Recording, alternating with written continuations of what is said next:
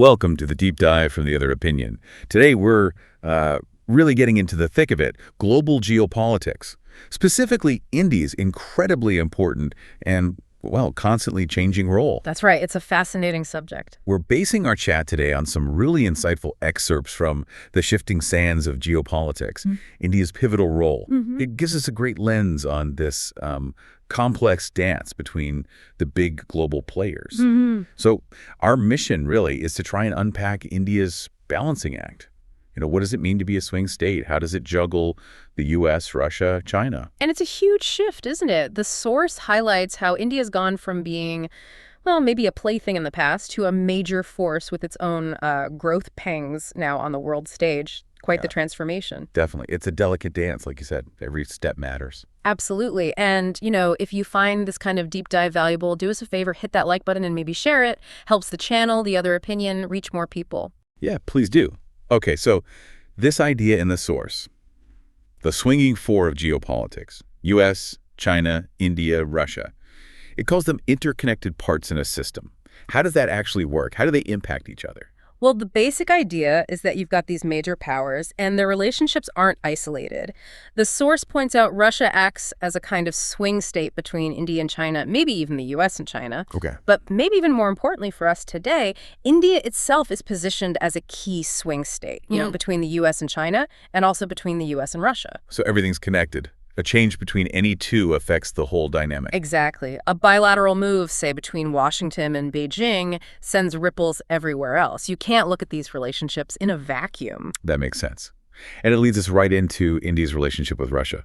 The source says recent high-level meetings, like Doval's planned trip or Jaishankar's upcoming visit, are just par for the course. So, sort of normal business. Pretty much. And that's important context. It means we shouldn't necessarily jump to conclusions that India is, trying to break away from the West or tear down the existing order. Right. The India-Russia link, it's got deep roots, decades old, and often U.S. and Chinese policies towards India have actually pushed them closer together at times. Interesting. And the source raises a really interesting point. Imagine if U.S.-Russia tensions eased up, say, a Trump-Putin summit happens, American businesses go back into Russia, then all the Western criticism of India buying Russian oil starts to look a bit, well, inconsistent, doesn't it? India, for its part, definitely wants to see those U.S.-Russia tensions cool down, and an end to the war in Ukraine, obviously. Okay, but here's another layer of complexity. Russia turning more towards China recently. The source calls this historically recent, driven by the breakdown with the West. And it says India doesn't like it, but has had to adapt. How's India managing that? Well, the strategy seems to be about damage control, almost. The analysis suggests India is actively trying to put brakes on Russia, just completely falling into China's sphere of influence. So not encouraging it, but trying to slow it down. Precisely. Rather than cementing that Russia-China bond, there's even some intriguing talk, apparently, in some circles about a potential reverse Nixonian moment. A reverse Nixon. Meaning India trying to pull Russia a bit closer, maybe away from China's full embrace, a bit like Nixon reaching out to China to balance the Soviets back in the day. A long shot, perhaps, but interesting that it's being discussed. Wow, okay. And then there's the India-China relationship itself. Modi's upcoming visit to China, the first big one since those border clashes in 2020, is flagged as really significant. Why now? Yeah, the timing is key. The source suggests, and it's quite a statement, that the tables have turned slightly. It seems the relationship with China, while still very difficult, might be coming out of a hole, improving somewhat. At the same time, the relationship with the U.S. is seen as potentially heading into one, maybe due to political uncertainties. So India anticipated potential shifts, maybe with Trump, Yeah. and started warming things up slightly with China last year, hedging its bets. That seems to be the interpretation, yes, a sort of defrosting. But, and this is crucial, there are very clear limits here.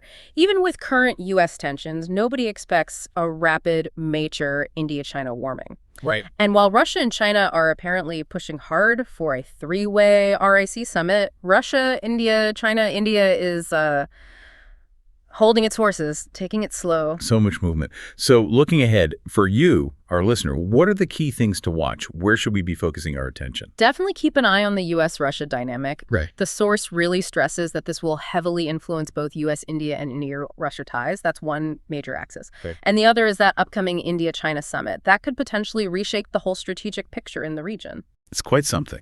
It is. And the irony, as the source points out, is that right now there seems to be greater certainty about India holding summits with Russia and China in the coming months than with the U.S. That really tells you something about the current fluidity. It really does. This has been a great deep dive showing just how interconnected and, well, fluid these power dynamics are. With India right in the middle, please, if you enjoyed this, do like, subscribe to The Other Opinion, and share it. Yes, please do. And leave us your thoughts, your other opinions in the comments. We do read them. We do. So, a final thought for you to consider.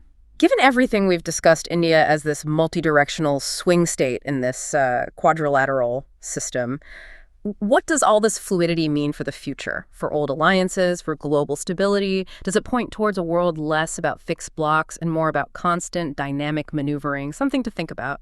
Definitely something to chew on. And just a quick final note.